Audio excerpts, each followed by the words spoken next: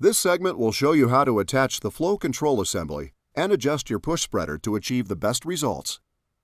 Begin by first attaching the flow control assembly part 11 to the right handle tube by threading 2 hex bolts part A, each with 1 washer part N. Insert these bolts through the 2 holes in the flow control assembly. Then, place 1 more washer part N onto each bolt, and then insert the bolts through the matching holes in the handle tubes. Secure the bolts in place using 2 nylock nuts, part K, but do not tighten the nuts completely. Next, take the end of the flow control rod, part 5, with the double bend, and insert that end into the remaining hole in the drive link bracket attached to the bottom of the hopper. Twist the rod so that the end of it points down.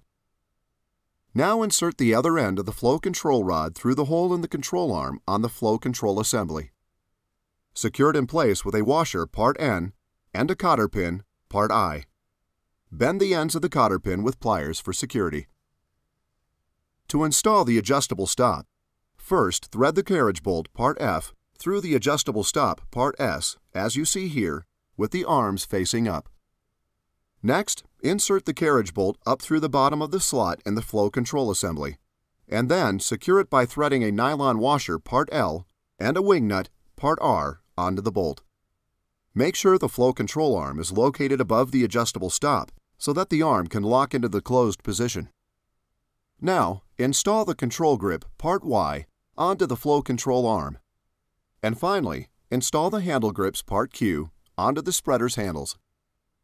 We will now set the flow control to a general working order. To begin, set the adjustable stop to the 5 setting mark and tighten the wing nut. Move the control arm back against the stop. Then, slide the entire flow control assembly along the handle tubes until the flow plate, as seen from the inside at the bottom of the hopper, is open halfway.